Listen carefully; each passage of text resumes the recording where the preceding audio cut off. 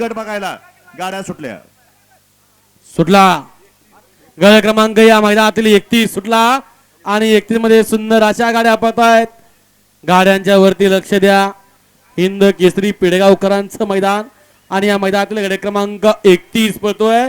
अतिशय सुंदर आणि न्यू वर्जन. परत एकदा निर्विवाद वर्चस्व.